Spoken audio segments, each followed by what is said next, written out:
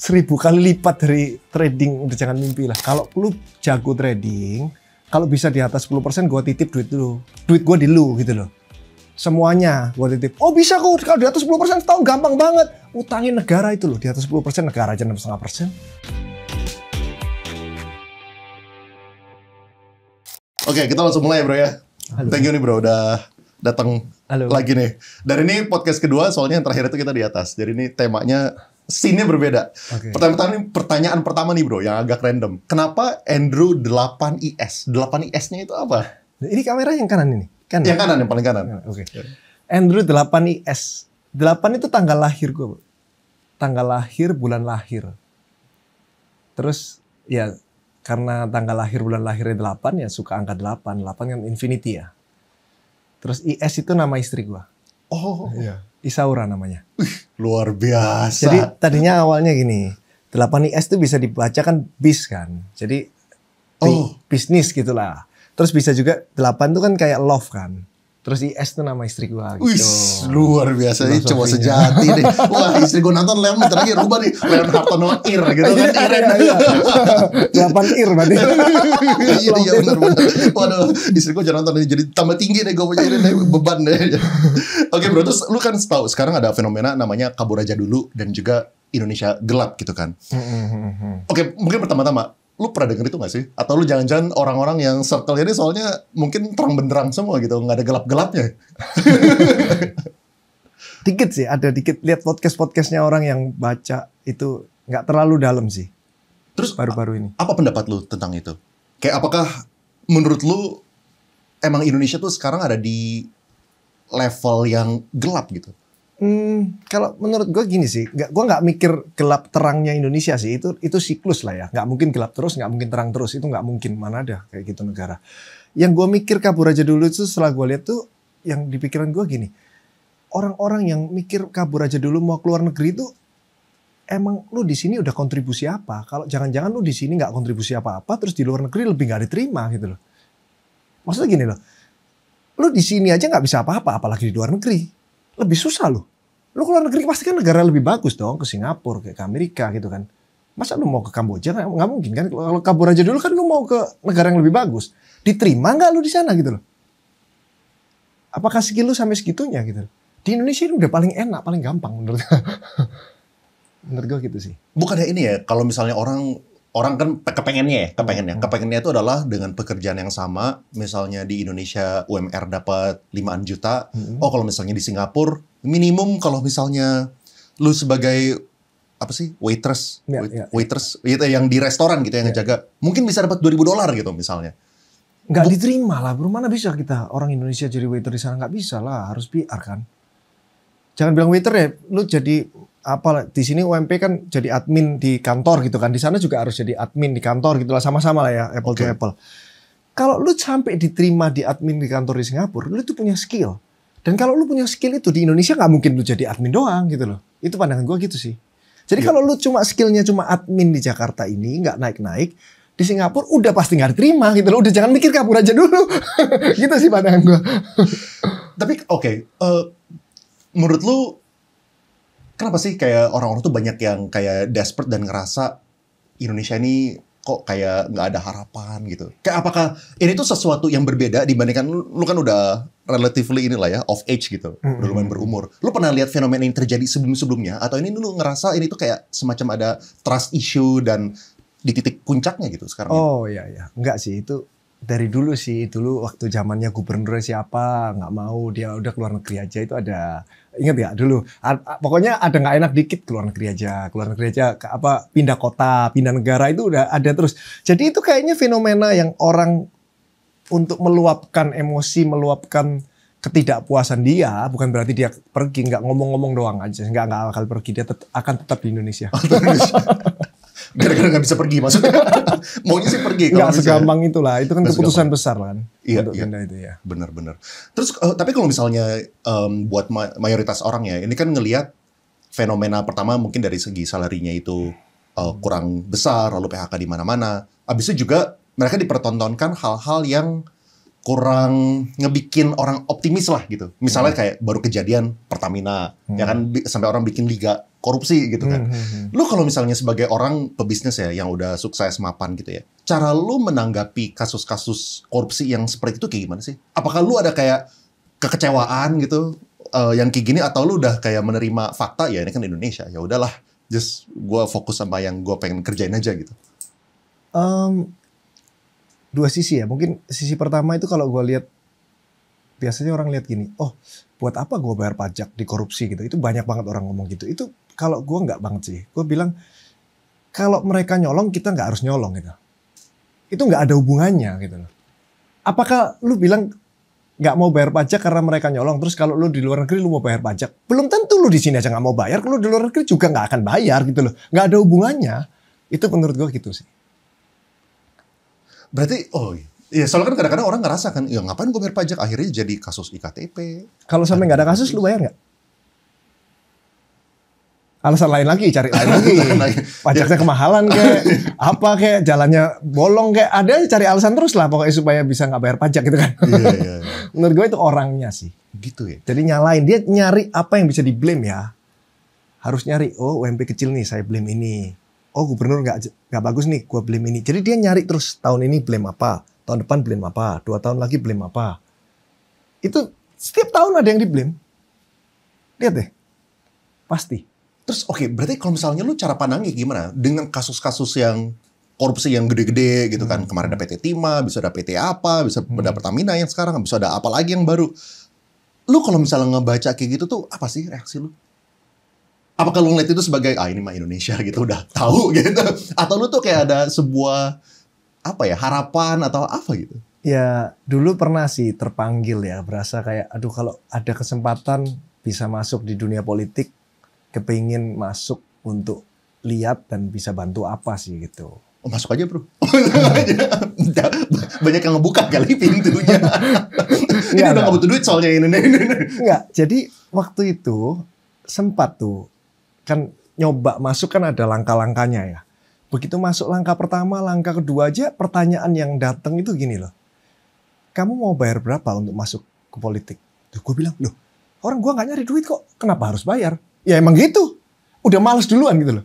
Loh gue ini bukan cari duit loh, gue ini mau nyumbang waktu. Udah ditanyain mau bayar berapa untuk masuk itu. Loh, terus kalau gue bayar berapa, misalnya disuruh bayar sekian lah 15M atau 30M untuk masuk politik yang bawah. Itu duit gak balik loh, karena gue gak ada rencana cari duit sama sekali. Loh terus buat apa? Gue udah nyumbang tenaga, nyumbang uang ya gak mau lah. Kalau nyumbang tenaga, nyumbang waktu mau. Begitu disuruh nyumbang uang, nanti otak kita rusak lah. Kepengin balikin uang itu. Jadi mendingan gue gak usah lah udah. Waktu itu sempat ada sampai situ sih. Partai apa tuh bro? Oke kita skip. Iya. Terus apa yang gimana lu tanggepinnya berarti nih kalau misalnya lu ngeliat kasus-kasus yang kayak gitu? Apakah berarti ini udah part of the system? Soalnya kan tadi kan, kalau misalnya buat berbakti aja, yang nggak nyari duit aja diharuskan bayar 15-30 miliar, boro-boro orang yang masuk, berarti mereka harus balik modal. Edukasi sih jawabannya. Edukasi gimana? Ya, jadi edukasinya 50 tahun lalu sama sekarang itu kan beda ya. 10 tahun lalu sama sekarang juga beda. Makin tahun makin bagus. Jadi nanti mungkin 20 tahun lagi, 50 tahun lagi edukasinya semakin maju ya semakin nggak korupsi. Udah pasti orang semakin melek. Proses gitu, masalah proses. Jadi edukasinya dibenerin. Makanya sekarang kan gue bikin komunitas kecil lah ya. PPKA Belajar Bareng Ko Andrew itu gratis. Ilmu itu harus gratis tentang edukasi. Bukan cuma ngajarin bisnis, tapi juga sharing tentang etika dan moral. Jadi gimana cara cari uang tidak menyakiti orang. Gimana caranya cari uang tapi orang itu nggak merugikan orang gitu lah. Berarti apa advice lu buat teman-teman ya? Kan banyak sekali yang marah, suka menyuarakan kekecewaannya mengenai kasus-kasus ini. Apakah sebaiknya mereka ini selagi mereka dipertontonkan hal-hal yang tidak semestinya terjadi, mereka udahlah fokus aja di pekerjaan mereka, trust prosesnya, ini tuh suatu saat bakal lebih baik gitu. Semua teman saya yang sukses, semua orang-orang yang sukses, saya lihat dalam hidupnya itu nggak pernah ngeluh. Nggak pernah dia ngomong ngeluh lah, apalah. Jadi orang-orang yang terus-terusan ngeluh, negara kita dikorupsi lah, apa ngeluh terus itu, nggak bakal sukses umur hidupnya. Sampai dia berhenti. Karena selama ini orang sukses nggak pernah. Kamu punya nggak? Punya nggak lu? Temen udah sukses, hidupnya ngeluh terus. Ah Indonesia gini nih. Ah tadi gua di kerjaan gini nih. Aduh karyawan gua gini. Gak ada satupun gak ada. Semua yang orang sukses tuh lihatnya selalu optimis. Aduh karyawan gua gini. Oke mulai besok gua harus gini nih. Selalu gitu loh. Semua 100%. Jadi orang-orang yang ngeluh terus biarin aja udah. Dia tahu nggak bakal sukses. Kalau udah tahu kayak gini berhenti ngeluh. Calon sukses kamu. Lu mulai bisnis dari kapan sih? Tahun berapa? Tahun 2006. 2006. Berarti sejak 2006 sampai sekarang hampir 20 tahun tuh berarti kan? Iya, 20 Lu tahun. berarti selama itu tuh belum pernah ada suatu kepikiran bahwa merasakan kekecewa terhadap Indonesia itu lu nggak ada perasaan itu ya? Nggak ada sama sekali. Satu detik pun nggak. Justru malah seneng banget di Indonesia ini. Kenapa? Senangnya kenapa? Enak banget tuh di Indonesia ini. Pilih negara deh. Lu boleh pilih Indonesia atau pilih negara manapun gitu. Indonesia, justru waktu itu kan mikir nih, kota yang paling enak kalau liburan gitu kan. Wah mikir panjang, Tokyo, atau New York, atau Paris, atau London, atau Korea, atau Bangkok gitu kan. Mikir-mikir. Hasilnya apa? Bali loh bro. Itu terbaik sih menurut gua. Anggap semua gratis nih. Tiket pesawat gratis, hotel semua gratis, semuanya nggak bayar. Bali pilihnya. Hospitality-nya bagus, hotel-hotelnya bagus, makanannya kita cocok. Semua enak lah. Enak sih, suka Indonesia. Keren. Oke. Terus kalau misalnya kita ngomongin personal investment-nya seorang Andrew Susanto nih, portfolionya kayak gimana? Mungkin pertanyaan-pertamanya adalah ini. Lu kalau misal bikin portfolio, lu target return-nya itu tuh dari keseluruhan berapa persen? Nah, kalau nomor satu itu di bisnis dulu. Oke, bisa dulu. All in di bisnis. Semua uang yang ada masukin bisnis. Sampai nggak kuat manajemennya. Jadi kita kan punya manajemen skill nih. Karena kita nggak mungkin bisa rekrut orang secepat itu, ribuan orang, dan orang ini bisa loyal sama kita karena baru masuk. Jadi kan harus bertahap. Jadi itu all in sampai manajemen skill kita itu mentok. Sisanya baru diinvestasikan. Diinvestasikan mungkin ada di bisnisnya orang lain yang udah kenal dan suka sama karakternya. Terus masukin deposito, masukin di FR, masukin di Indon, masukin di USD, Bitcoin, saham Indonesia. Semuanya loh mas. Iya masukin. Kecuali S&P. Balik lagi kita. Outperform IHSG loh S&P. Pajak bro. Pajak ya, pajak lagi ngomongin. Kan bagus banget pajak untuk membangun negara. Kan semua udah bayar. Tapi iya, bayarnya yang Iya. sesuai aja. Emang 35% sih soalnya. 35 Gede itu. sih, emang. Iya, cuman oke, kan kita ngomongin bedah jadi dua deh. Kan berarti lu ada 3 bahkan. Lu ada yang fokus reinvestasi di bisnis. Ini yang paling utama. Ya. Sampai udah nggak kuat manajemennya, baru lu liatin yang lain. Ya. Yang lain ini berarti ada yang investasi di bisnis dan ada yang investasi di instrumen keuangan. Ya, Itulah ya. ya. Nah, kalau misalnya kita ngomongin instrumen keuangan dulu deh. Porto terbesar seorang Andrew tuh di mana? Untuk posisi sekarang itu mungkin Indon ya. Apa? Deposito kah? Obligasi kah? Indon yang pakai USD itu. Sekarang itu ya, terus deposito Tapi kan juga. obligasi- Soalnya gue kan mau bikin gedung nih, jadi harus ada standby cash kan.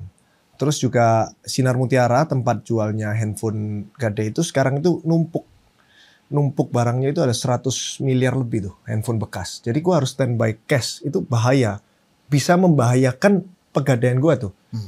Karena terlalu banyak handphone second yang belum bisa keluar.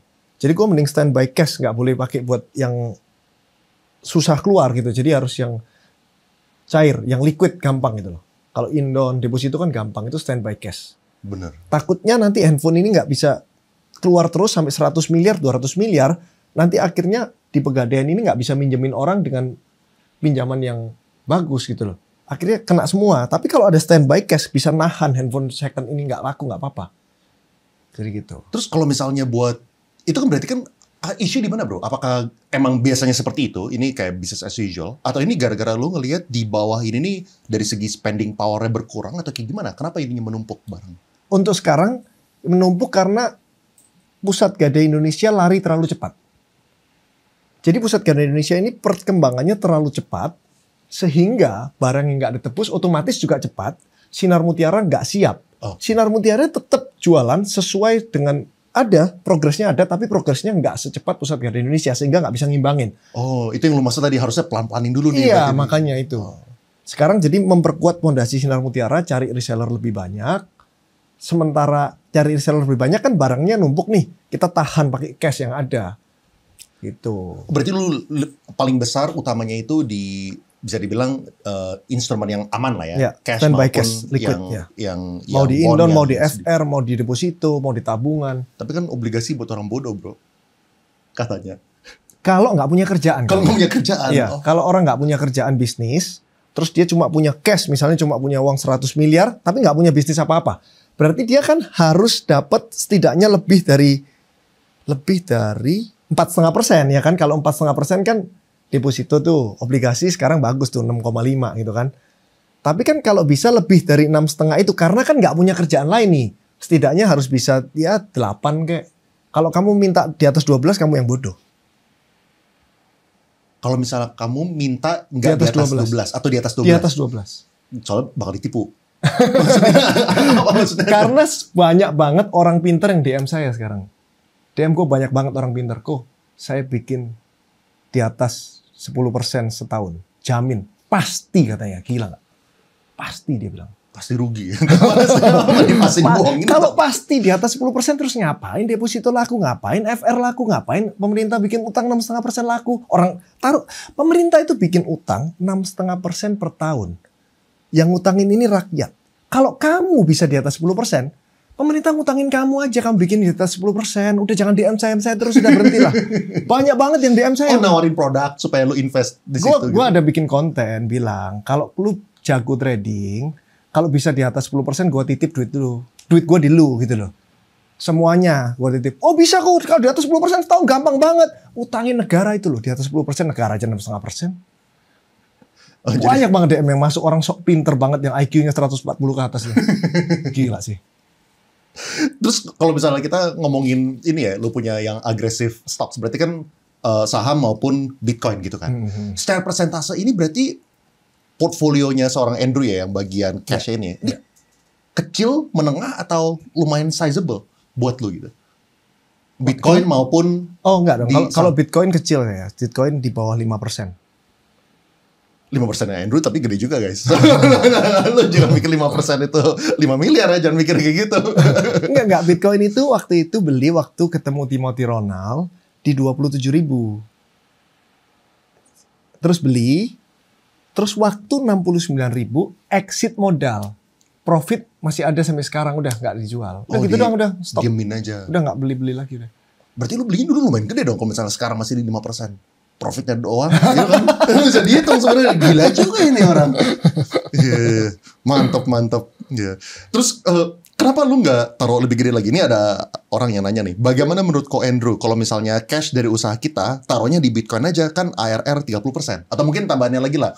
Kayak kenapa lu 5%? Kenapa lu nggak tinggiin jadi 10% gitu di Bitcoin? Kan ARR-nya 30%. ARR 30% itu pada saat Bitcoin 109.000 atau pada saat Bitcoin sekarang 81.000. Itu udah beda loh. Jauh teorinya kan jangka panjang. Teorinya kalau misalnya iya, kan kalau dia bilang ARR 30% berarti dari awal Bitcoin sampai hari ini dong. Bukan, proyeksinya. Per tahun kan? Proyeksinya. Orang lah ya, proyeksinya. Kayak misalnya kayak Michael Saylor segala macam. Mereka memproyeksi kalau misalnya Bitcoin dari sekarang kalau bisa kita tarik ke 20 tahun ke depan 30% terus. Menurut si Michael Saylor gitu misalnya. Nah, kenapa nggak terlalu lebih tinggi kalau misalnya kayak gitu? Pertanyaannya kayak gitu. Ya, nggak percaya kalau bisa 30% terus ke depan.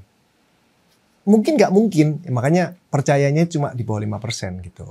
Iya. Belum senekat itulah, belum senekat Timothy Ronald. Timothy Ronald kan 95% tuh. Cacing-cacing naga-naga. Betul, ya, gue nggak mau, gue maunya nggak ada cacing. Ya? Nggak usah naga, nggak mau. Yang penting jangan cacing aja. Gitu. Masalahnya dia udah naga sekarang. Jangan naga, jangan jadi cacing kan.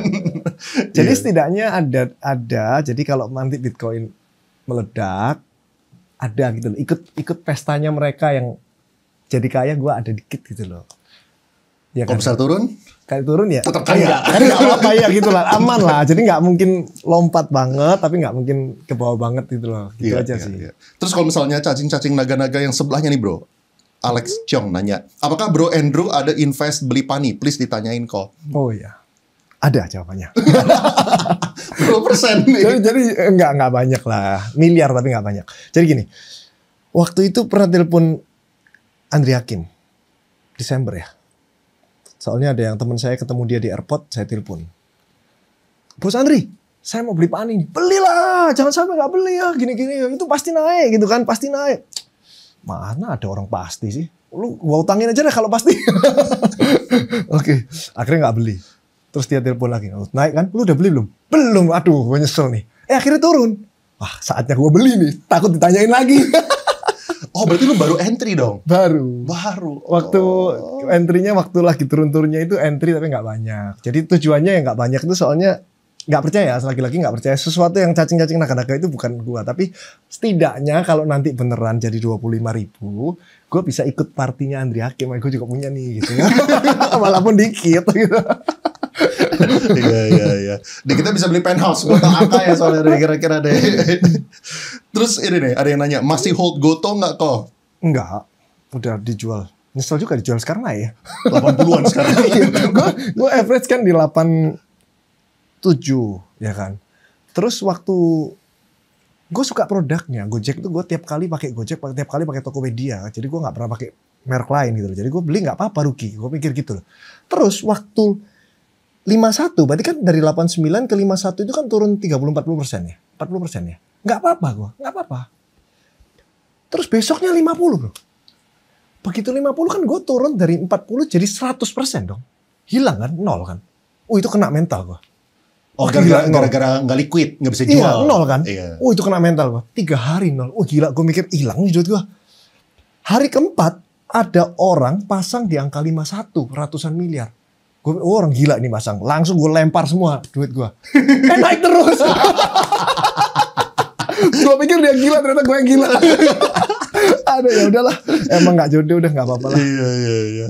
Emang apa namanya? Tapi lu dengan kayak gitu, emang kenapa lu masih mau stock picking? Maksudnya lu kan dari PGI besar, cabangnya sampai 1.000 lebih, bahkan sekarang ngebut 300 per tahun kali kan, kalau misalnya 30% gitu kan.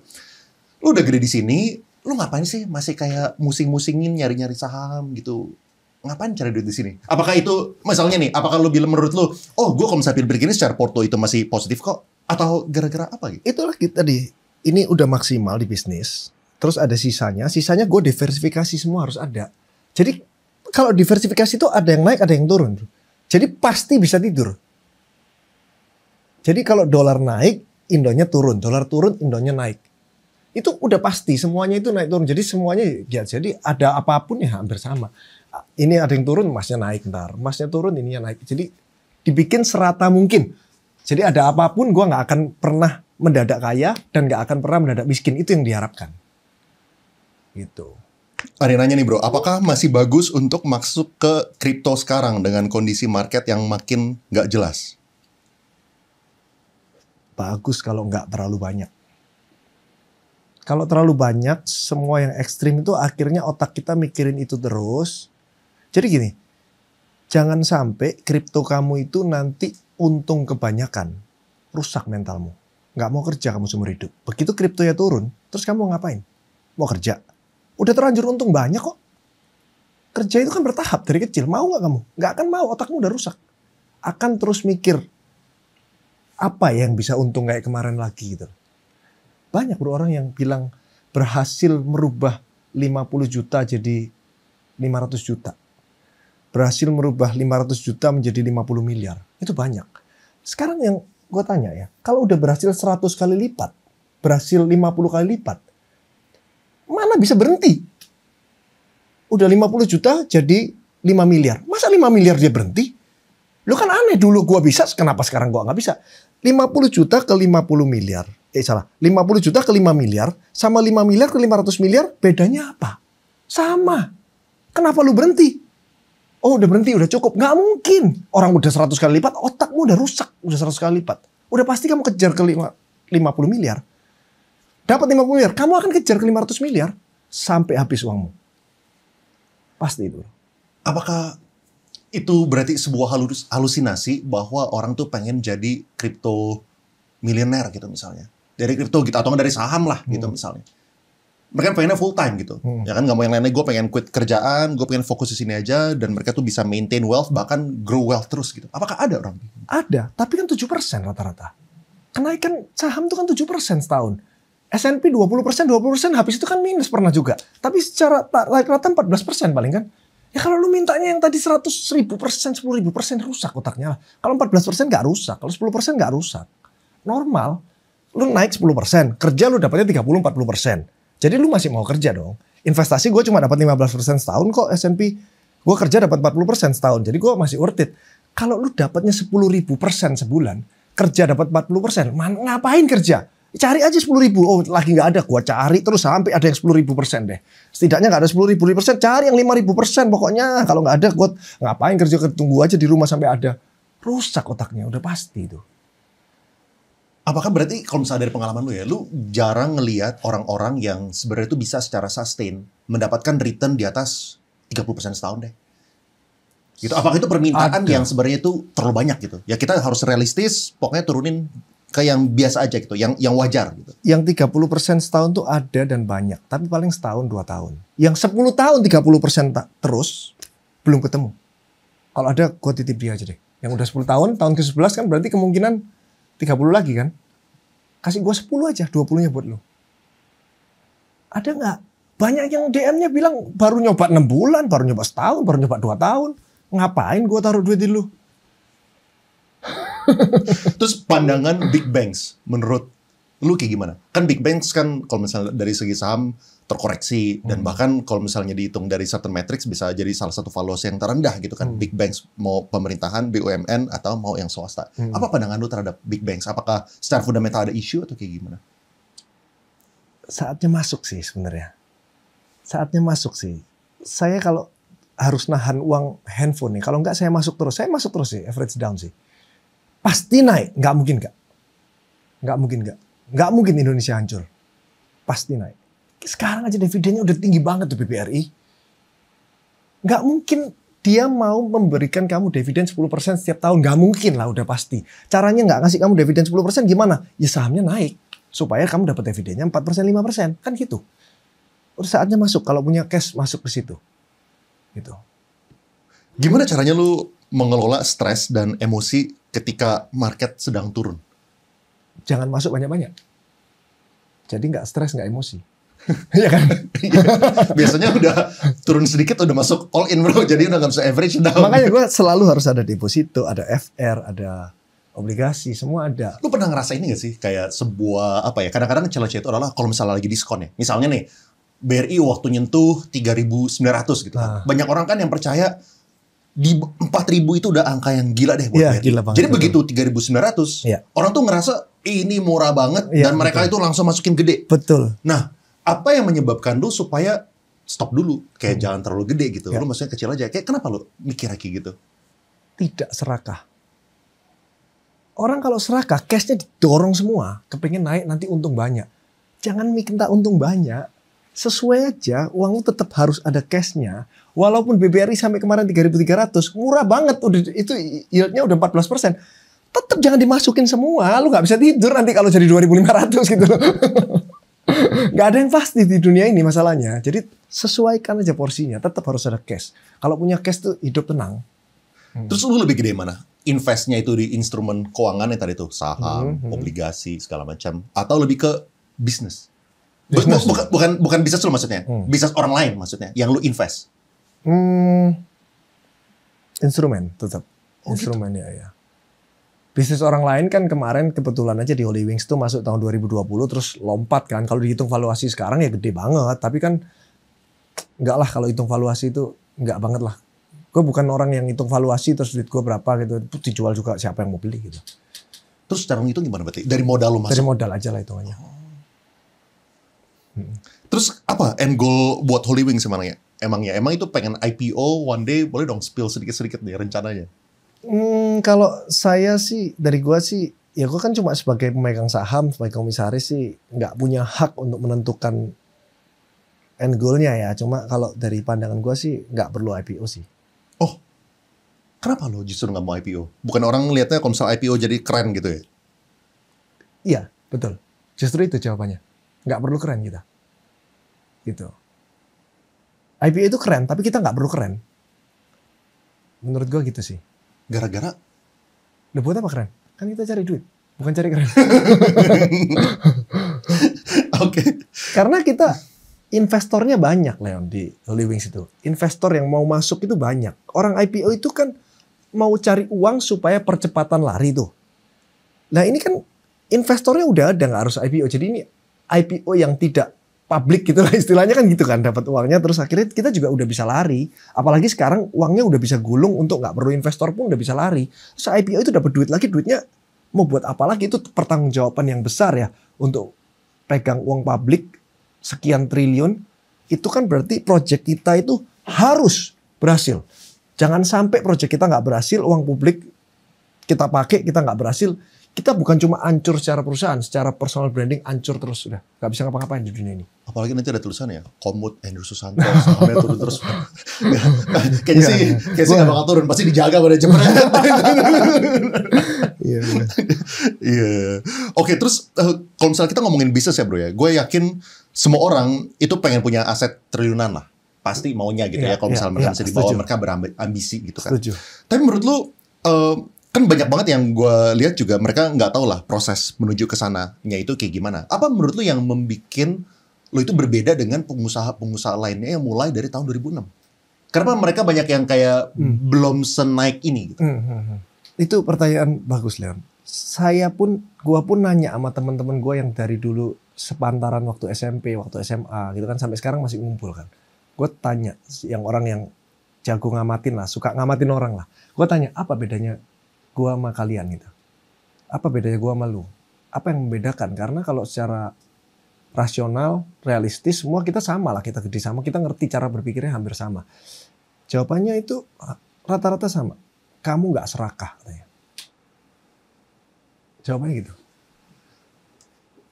Kalau misalnya orang yang serakah ya, bukannya berarti dia biasanya ya, itu bakal ada drive ya. Wah, gue ambisius, target kita tinggi gitu, gue pengen hajar ke atas. Atau beda dong. Gimana? Drive, ambisi sama serakah beda loh. Kalau serakah itu dia kepingin dapat uang dengan cepat. Karena ada kesempatan. Kapan lagi ini? Kalau nggak masuk ini, nggak ada lagi. Betul. All in akhirnya. 19 tahun gua kerja, itu ada berapa titik yang harus di all in? Hilang lah. Kan setiap tahun, setiap 2 tahun sekali kan pasti ada. Atau setahun 2 kali pasti ada yang bisikin lu. Ini kapan lagi? Kalau nggak ada lagi ini once in a lifetime. Waktunya lu dorong duit lu. Itu akan ada terus setiap tahun. Setelah gua nggak dengerin dia, terus ternyata nggak ada apa-apa, orangnya juga pura-pura hilang aja udah. Kayak misalnya kayak mungkin ini ya, waktu BRI ngeliat 4.500 all in, terus 4.000 all in, 3.800 all in lagi. Iya. Enggak, kalau 4.500 all in udah hilang kan? Iya. Udah hilang. Iya. Terus waktu 4.000 all in kan udah nggak bisa kan? Betul. Udah nggak bisa, terus butuh duit, tahan dulu, utang orang dulu buat keperluan duitnya, terus nanti waktu 3.500 stres di cut loss. Rugi akhirnya. Terus naik, stres lagi. Waduh, kok habis gue jual naik, beli lagi. Akhirnya hancur itu loh, orang serakah gitu. Tapi kenapa, oke ini kan kalau misalnya dari tadi yang perumpamaan yang kita ngomongin dari segi saham kan. Kenapa keserakahan itu justru jelek di bisnis? Dimanapun ya, kalau namanya serakah itu pasti jelek ya. Karena kita nggak rasional kan. Begitu kita serakah, otak kita udah nggak rasional. Kita cuma mau mikir gimana caranya dapat uang secepat mungkin dengan effort sekecil mungkin. Nggak ada. Ada lagi bro, kualitas itu kayak di luar dari keserakahannya yang ngebikin berbeda gitu. Mungkin kalau selalu ketemuan sama teman-teman, lu yang paling kaya kali. Iya. Ya kan pasti kan, gue rasakan. Apalagi itu kan pasti kan ada yang lain juga. Ya yang paling menonjol itu. Yang lain ya mungkin sistematis orangnya. Terus, ini tidak menunda pekerjaan kalau gue. Gue akan selalu menyelesaikan pekerjaan gue hari ini. Boleh ditanya orang yang kerja sama gue, ada ribuan orang. Gue nggak pernah menunda kerjaan besok. Gue kalau kasih tugas orang, hari ini harus selesai. Sampai waktunya 11.59 PM. Jadi waktu lu panjang. Jangan ditunda besok. Kalau dia tunda besok, saya marah banget pasti. Karena saya juga tidak akan pernah menunda kerjaan saya untuk besok. Harus diselesaikan sekarang. Gitu. Menurut lu kuliah itu penting gak sih? Apakah itu menjadi salah satu faktor untuk orang itu bisa sukses, itu harus melewati kuliah? Sukses apa dulu nih? Sukses dalam networking, sukses karir, cari dalam duit. bisnis. Ya, karir/bisnis lah. Jangan karir deh, bisnis deh, bisnis. Oke, bisnis. Orang yang kuliah sama orang nggak kuliah, chance untuk sukses lebih besar orang kuliah. Bukan berarti orang nggak kuliah nggak bisa sukses, tapi chance-nya lebih besar gitu aja. Kenapa? Karena pada saat kuliah kita bukan cuma belajar sesuatu, tapi kita bukan cuma belajar kurikulumnya, tapi kita belajar cara berteman, cara supaya teman kita itu suka sama kita gimana. Kalau kita melakukan sesuatu ini ternyata teman kita nggak suka ya, berarti saya salah itu. Jadi kita selain belajar wawasan, kita belajar EQ juga caranya. Semua kan kita kerja kelompok, kita kalau nggak kerja ternyata dikucilin, kita belajar semuanya. Kalau nggak kuliah, temenan sama siapa? Kalau nggak temenan sama siapa-siapa, akhirnya nggak bisa networking, nggak bisa ngomong sama orang, ngeselin, orang ngomong sama lu juga orang nggak suka, diajak ngomong juga nggak nyambung. Anggap diajak ngomong nyambung karena lu baca buku terus. Omongan lu terlalu literasi semuanya kalau baca buku doang nggak pernah ketemu orang. Tahu gak? Ada orang yang kalau ngomong itu, waduh susah deh. Kalau gue ketemu dia itu susah. Gue jadi berasa bego pokoknya ketemu dia. Gila bahasa buku keluar semua, pusing gue sampean. Kebanyakan baca buku gak pernah kerja, jadi ngomongnya bahasa buku terus. Harus seimbang dong, baca buku juga, kerja juga. Jadi ngobrol masih bisa nyambung. Terus kan 94% orang Indonesia ya, itu tuh tidak punya kesempatan buat lulus S1. Mereka itu berarti D3 termasuk gak ya? Gue lupa datanya. Tapi kira-kira SMA ke bawah lah gitu kan. Nah kira-kira apa advice lu buat mayoritas orang Indonesia yang sebenarnya tuh tidak punya kesempatan buat kuliah dan mereka tuh pengen bisa usahanya itu sukses? Kuliah itu, Leon, saya kan ngasih beasiswa ke karyawan saya nih tahun ini 1.000 karyawan. 1.000 karyawan? 1.000 karyawan saya harus kuliah. Karena OJK bilang untuk finance, industri finance tidaknya S1 lah kamu. Masa SMA gituin. Walaupun tidak ada di OJK ya. Dari karyawannya itu berapa persen karyawan itu berarti itu?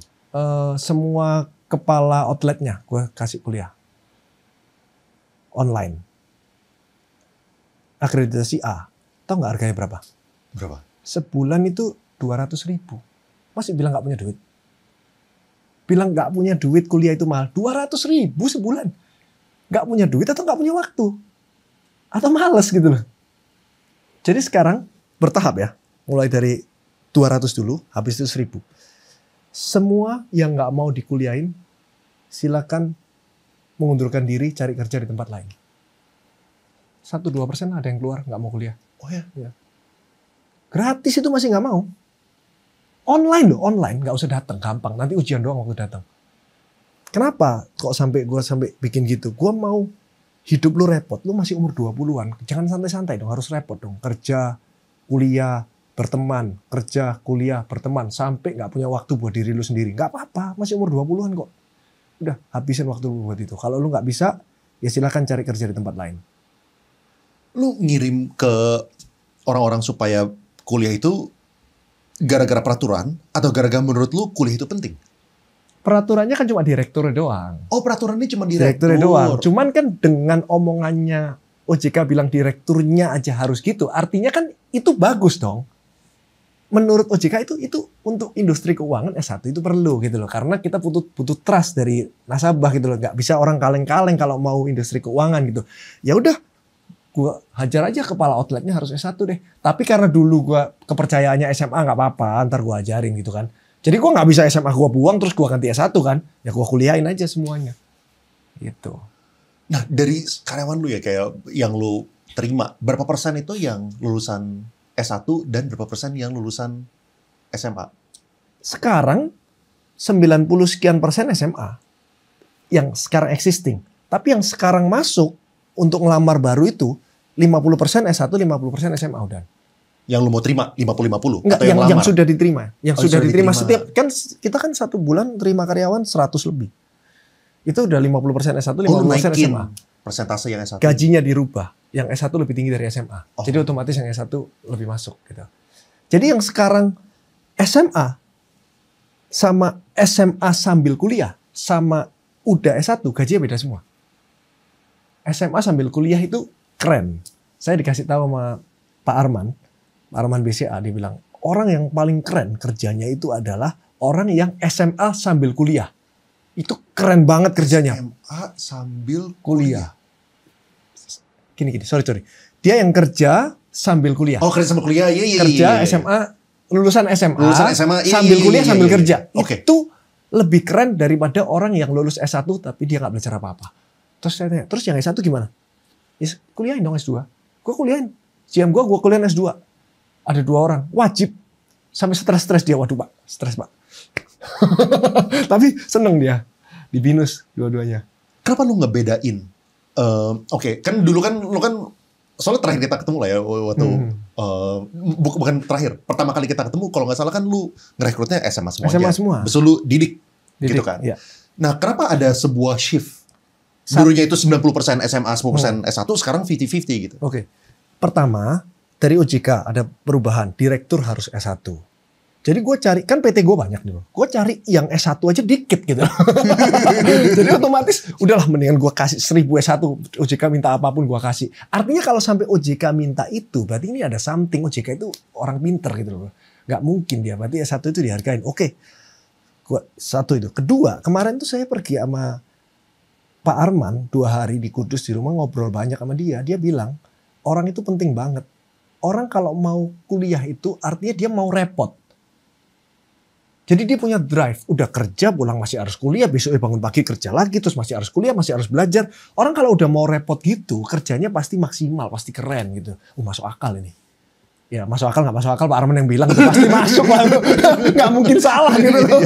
Ya udah, sejak saat itu pulang dari Kudus langsung meeting. Oke, sekarang 200 dulu orang kuliah, mau nggak mau. Pokoknya nggak mau silakan mundur, udah nggak tahu ini udah ketok palu pokoknya. Tahun depan 1000 pokoknya. Udah. Jurusannya terserah. Enggak, kita pilihin 4 ya jurusannya. Apa tuh? Apa aja? Lupa gua. Ada apa ya, manajemen, terus sistem informasi. Lupa gua. Pokoknya yang berhubungan. Iya. Terus kalau misalnya ini ya sedikit flashback. Ini kan kita temanya mulai bisnis nih. Lu boleh sharing gak sih dulu ya, waktu dari 2006 sampai sekarang.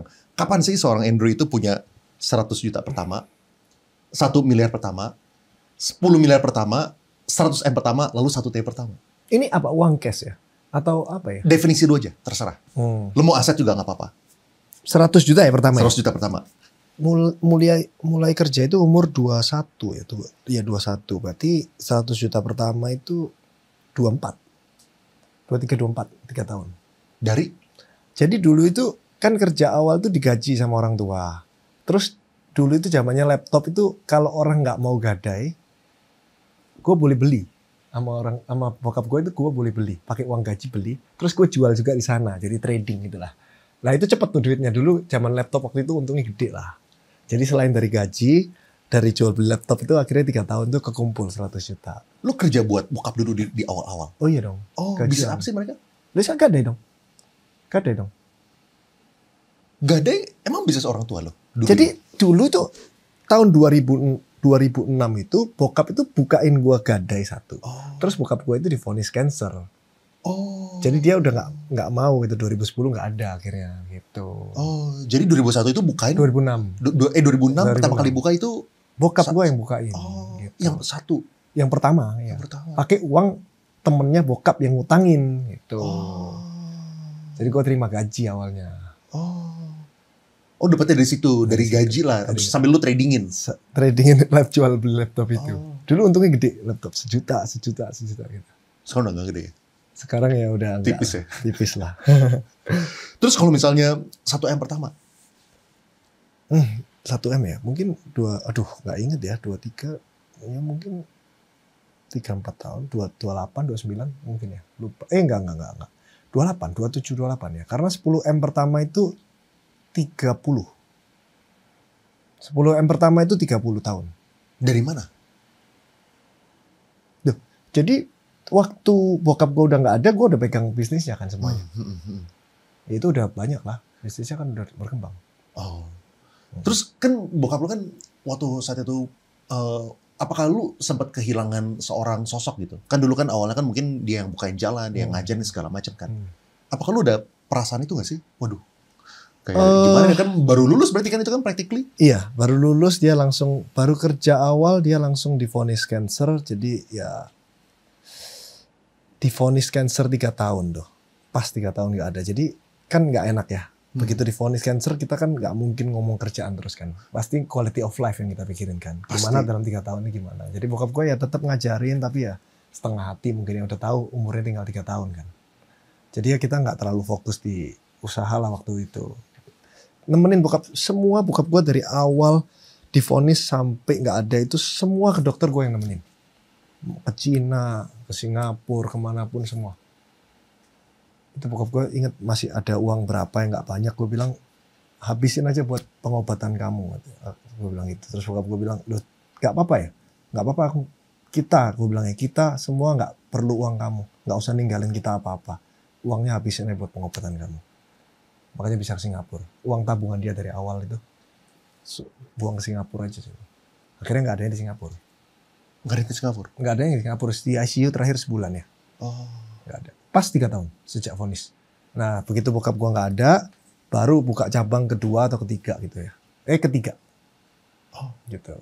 Karena waktu ada bokap 3 tahun pertama ya kita fokus ngurus bokap lah. Nggak ngurus. Ya tapi ya tetep lah ada obrolan bisnis kan gue baru lulus banget tuh nggak ngerti kan cara interview orang, cara ngomong sama orang. Ya lihat bokap lah setidaknya. Bokap gue nggak ngerti. Iya. I see. Tapi bokap gue dulu itu bukan gadai handphone bro. Oh terus? Jadi dia PPKB dulu. Jadi gue pertama itu di Jakarta itu coba handphone itu pertama gitu loh. Jadi bokap gue juga nggak ngerti sih sebenarnya. Iya, Cuma ngerti secara bisnis, rekrut karyawan tuh gini gitu-gitu aja. Iya. Gitu. Terus siapa dulu yang apa namanya ada kalau nggak salah lu pernah bilang om lu ya akhirnya yang iya. jadiin sparring partner lu yang Iya. buat diskusi gitu-gitu. Adiknya mama. Ya adiknya mama. Enak ada dia itu. Adiknya mama itu sukses lah dia. Jualan aki. Jadi baik lagi dia. Wise lah ya. Kalau mau cari mentor gitu harus cari yang wise. Bukan cari yang kaya. Tapi ya cari yang wise. Jadi kita diarahinya itu bener. Apakah kalau misalnya kaya itu belum tentu wise? Belum tentu lah pasti. Bukannya katanya kalau misalnya kita harus dengerin orang yang lebih kaya daripada kita. Ada influencer yang ngomong kayak gitu maksudnya. Enggak, kita dengerin orang yang lebih wise dari kita. Tapi rata-rata orang kaya itu wise. Tapi nggak semua orang kaya itu wise. Apa bedanya yang kaya sama yang wise? Bedanya yang kaya nggak wise sama kaya Iya, biasanya yang wise. lu lihat itu apa? Paling gampang itu yang nggak wise itu ya halalkan segala cara untuk dapat duit. Itu sangat tidak sih. Jangan sampai dapat mentor yang kayak gitu gitu. Mendingan nggak punya duit, tapi kamu kerjanya bener daripada kamu punya duit tapi kamu ngambil uang dari orang yang salah. Gitu. Hancur hidupmu, seumur hidup kamu hancur hidupnya. Diomongin orang, otakmu rusak, terus kamu mau pakai uang untuk dirimu sendiri buat apa? Untungnya waktu itu punya mentor yang sangat wise sih. Apa yang kira-kira value yang dia ditanemin sama dia yang lu belum punya sebelumnya? Ya itu mungkin ya pelan-pelan aja. Nggak harus buru-buru kalau mau sukses. Value-nya itu. Ya itu value-nya ya. Tapi teknisnya juga diajarin. Contohnya gini. Dulu kan gue nggak ngerti sama sekali. Mau merubah sistem di perusahaan gitu loh. Merubah SOP gitu lah biasanya. Itu biasanya kan kalau orang masih muda umur 20-an tuh merubah SOP itu kan ditentang sama karyawan. Ya kan? Pastilah karyawan tentang, kaget kan. Biasanya dari generasi 1 ke generasi 2 pasti ada perubahan, terus ditentang sama karyawannya pada resign gitu kan. Itu gue nggak ngerti gimana cara diajarin. Gini caranya, kamu cari dulu orang yang vokal siapa namanya. Udah tahu kan, pasti ada yang vokal. Kamu nggak boleh meeting rame-rame, panggil dulu satu yang vokal. Kamu kasih tahu idemu itu gini, menurut kamu gimana? Yang vokal ditanyain. Kalau dia ditanyain involve dalam perubahan SOP ini kan dia seneng. Dia akan ngasih masukan. Terus kita dengerin. Oke gini. Setelah udah selesai semua, udah ketemu titik tengah, kumpulin jadi satu. Ngomong. Ada yang gak setuju, yang vokal juga bilang. Udahlah gini aja, udah beres. Jadi nah, vokalnya udah di sisi iya lu. kan. Jadi ilmu-ilmu itu yang gue diajarin satu demi satu sih. Dulu satu orang ngajarin Andrew, sekarang Andrew ngajarin 100.000 orang gitu kan. Jadi ilmunya ke-translate secara gratis loh. Iya, dulu kan juga diajarin ilmu itu kan gratis. Itu adiknya mama itu terakhir berapa tahun lalu saya datang kasih jam tangan kan, ditolak. Nggak mau pokoknya, nggak mau. Nggak mau, buat Leon aja katanya. Itu lebih menyadarkan aku ya bahwa ilmu itu memang harus gratis sih. Kalau bisa memang kamu sudah berkecukupan, bisa ngajar orang, ya jangan berbayar. Kayak kan kemarin gue masuk di Sifluencer, Leon. Punyanya Samuel Chris. Begitu masuk di BBKA ada yang bilang, wah Ko Andrew udah masuk Sifluencer nih, jadi gratis nih Sifluencernya. Oh Samuelnya langsung bingung dong. Samuel bilang di grupnya kan ada 1.000 orang. Gue banyak kok ngasih gratis, dilihat aja di Instagram gue di mana itu banyak yang gratis kok. Kalau Sifluencer nggak bisa gratis dong gitu kan. Akhirnya gue paksa juga. Gue suruh di BBKA, lu ngajar gratis lah 1,5 jam. Nggak bisa nolak karena Ko Andrew aja gratis. 1.300 orang lu yang nonton. Oh banyak ya, thank you. Kapan lagi ini Samuel ngajarin gratis? Pokoknya kalau sama gue partner harus gratis ngajarnya gitu. Waduh, gue kalau misalnya partner bisa sama dia nanti disuruh jualan apa gratis juga mampus gue. Ya. Tapi balik lagi kayak tadi bro, berarti yang 10M pertama ini setelah lu punya 3 cabang berarti? Enggak dong. Itu kan berarti udah 9 tahun kan? Oh 9 tahun. Kan umur 21 sampai 30, 9 tahun kerja kan? 9 tahun kerja itu udah banyak, udah puluhan kali ya. Lupa. Terus kalau misalnya naik lagi 100M. 100M ya? Waduh, nggak inget. 33 mungkin ya. 34 mungkin ya. Nggak tahu. Dari mana? Dari bisnis berarti ya? Ada bisnis, dari bisnis. Nggak pernah ada loncatan dalam hidup gua. Jadi hidup gua itu boring. Hidup gua itu boring di boring company juga. Finance itu boring company. Nggak akan bisa lompat. Tahun ini untungnya berapa udah tahu. Tahun depan untungnya berapa udah tahu. 2 tahun lagi berapa? Udah tahu. Jadi nggak bisa mendadak lompat. Tapi dulu waktu umur 2 bulan gue juga lihat teman-teman yang lompat-lompat tuh kayaknya, gimana ya, kok bosen banget ya. Gue udah tahu tahun depan segini-segini doang gitu. Waktu itu ya segini-segini doang. Kalau sekarang kan bola salju udah gede. Jadi 1 tahun terlihat gede gitu kan. Tapi persennya itu segitu, nggak mungkin bisa gitu. Terus apa perasaan lu waktu dulu ngelihat teman di sebelah lompatnya gede? Sekarang mereka turunnya gede juga. Ya kira-kira gitu. Kira-kira gitu benar. Dulu waktu itu ya iri gitu. Ternyata sekarang ya udah tahu. Ternyata sesuatu yang terlalu cepat naik itu akan cepat turun juga. Berarti lu sampai 1T itu tuh gak ada dari, atau mungkin mayoritas itu dari bisnis berarti ya? Bukan dari investasi? Gak ada investasi gua ARR rate-nya paling ya berapa ya? 6 lah ya. 6%. 6-7 lah ya. Lu expect-nya segitu cukup? Bukan expect sebelumnya. Dari sekarang sampai sebelumnya itu. Dulu itu dua deposito itu sempat pernah 9% waktu gua umur 30 itu. Di Bank Mandiri loh, 9% dulu. Jadi kalau di rata-rata itu mungkin gua 6-7 ya. Apakah itu investasi yang lu expect juga untuk kedepannya? Ya lu nyarinya segitu aja. Termasuk kombinasi ya. Termasuk kombinasi dari saham, kripto, segala macam dikombinasi. Ya lu expect-nya kalau misalnya untuk yang dari instrumen investasi 6-7%-nya cukup lah gitu. Cukup. Oh gitu. 6-7 aja udah cukup. Jangan lebih. Kurang boleh. Apa? Kurang boleh. Jangan lebih. Kurang boleh, jangan lebih. Oh menarik. Kenapa tuh? Lebih aman. Supaya nggak serakah. Lebih aman. Lebih aman. Oh. Semakin turun kan semakin aman capitalnya. Semakin naik kan semakin membahayakan capital kan. Lu udah main di atas 7 aja capital lu bisa turun tuh. Di atas 6,4 capital lu udah diresikukan untuk turun. Udah pasti tuh. Pokoknya lu kalau main di atas 6,4% capital lu diresikukan. Kalau di bawah 6,4% capital lu pasti 100% gitu. Ya. Terus kalau misalnya emang lu pengennya itu adalah 6-7% doang, kenapa lu nggak 100% aja kalau itu di obligasi gitu misalnya? Nah, kalau Indonesianya ada apa-apa kan turun. Ya kan? Rate-nya turun dong. Oh, lu pengen menjaga ya, semuanya jadi aman. Jadi aman. USD naik, gua akhirnya di tengah. Terus kalau misalnya orang mau mencapai 100M gitu ya, kan banyak yang terinspirasi sama influencer-influencer juga. Apakah realistis supaya mereka itu cuma hidup dari investasi atau itu sebuah halusinasi dan mereka tuh harus balance antara kerja atau bisnis dengan investasi? Itu gaya hidup. Tergantung gaya hidup. Itu kan yang sering diomongin Raditya Dika kan. Dulu Raditya Dika ngomongnya pakai 4%. Sekarang udah boleh pakai 6,5% posisi gini nih. Jadi kalau lu punya 1 miliar kan 6,5%-nya 65 juta kan. Jadi 1 bulannya dapat 5.100.000 gitu kan kira-kira. Cukup nggak 5.100.000? Kalau cukup ya udah cari sampai 1 miliar aja.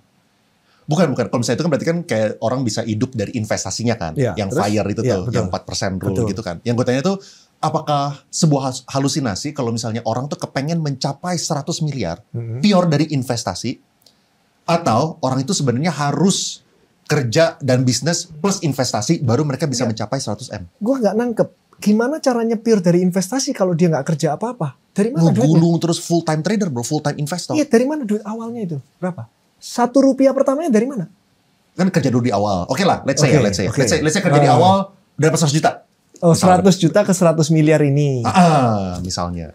100 juta ke 100 miliar itu berarti 1000 kali lipat ya? Jangan mimpi lah udah. 1000 kali lipat dari trading, udah jangan mimpi lah. Mungkin. 1000 kali lipat sebelum kamu mati itu mungkin. 1 tahun pun mungkin. Tapi pada saat, balik lagi nih, pada saat 100 juta kamu udah jadi 100 miliar, masa kamu berhenti? Mungkin gak berhenti? Gak mungkin lah. Ngapain kamu berhenti? Kamu gila apa gimana? Kenapa kamu berhenti? Ya udah bisa 1000 kali lipat itu. Ya bikin jadi 100 triliun dong. Kenapa kok kamu berhenti gitu loh? Otak mana yang bisa bikin kita mendadak dari serakah menjadi tidak serakah? Gimana caranya gitu loh? Gak mungkin lah. Itu sih yang di mindset gue gitu. Terus setiap tahapannya bro ya, tadi kan 100 juta, 1 miliar, 10 miliar, 100 miliar, 1 triliun gitu kan. Di setiap titik ya, misalnya waktu lu di 100 juta gitu ya. Apa lu tuh udah pede, udah tahu bahwa gue kelihatan nih 1M gue tinggal scan lagi, caranya kayak gini gitu. Atau sebaliknya, waktu lu 1M, apakah lu udah bisa prediksi, gue udah tahu nih jalan supaya ke 10 miliar gimana. 10 miliar juga sama, apakah lu udah jelas itu waktu 10 miliar, gue udah tahu nih cara ke 100 miliar gimana. Apakah perjalanan ke setiap langkah selanjutnya itu tuh udah jelas, atau lu tuh masih meraba-raba juga saat itu? Saat itu ya, kalau misalnya sekarang lihat ke belakang sih oke lah. Gitu. Oke. Selalu meraba-raba. Nggak pernah nyangka bisa sampai di titik ini. Yang bisa bikin di titik ini adalah setiap hari selalu do the best.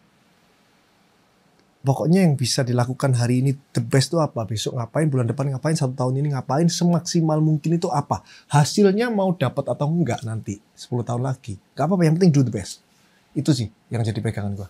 Walaupun lu ngerasa lu punya bisnis ini adalah hal yang lu bisa prediksi, lu tetap masih ngerasa di saat itu lu ngeraba-raba gitu ya. Oh nanti nextnya ngapain. Loh, waktu itu kan kita nggak tahu dong bisa sustain 20 tahun kan. Nggak nyangka juga lah. Ini Pegadaian tuh baru diatur OJK 2016 loh. Jadi kan waktu dari 2006 sampai 2016 itu deg-degan terus. Mulai 2016, 2017 sudah mulai banyak daftar, 2020 udah mulai ada ratusan, baru sekarang baru bisa tahu, oh ternyata bisnis gue itu sustain sampai 10 tahun, 100 tahun lagi juga aman. Baru tahu ini loh. Terus kalau misalnya waktu pertama-tama ya, kan pertama kali ngerintis di awal-awal, biasanya kan kalau misalnya pengusaha itu ada sebuah pengorbanan lah dari waktu atau dari apapun gitu. Kalau misalnya lu sendiri, apa pengorbanan lu di awal? Pertemanan kali ya. Jadi 14 tahun pertama itu nggak punya teman. Punya teman banyak sejak masuk di Holy Wings 2020. Masuk grup Holy Wings, wah rame banget langsung temennya jadi banyak gitu kan. Networking jadi kebuka semua. 2006 sampai 2020 temenan ada sih. Sama karyawan-karyawan. Sama karyawan itu temenan. Keluar kota, keluar negeri. Terus gitu. Kenapa? Kenapa itu harus kenapa itu harus kena sacrifice gitu? Fokus ya. Itu sebenarnya nggak bisa pakai kata-kata sacrifice ya. Itu aku dibilang sacrifice karena orang-orang aja luar yang bilang, kamu nggak punya teman. Oh susah ya, emang nggak apa-apa. Aku 14 tahun lagi nggak apa-apa. Aku merasa nggak apa-apa waktu itu. Aku merasa nggak apa-apa 14 tahun. Enak-enak aja pergi sama karyawan juga enak kok. Nggak apa-apa tuh.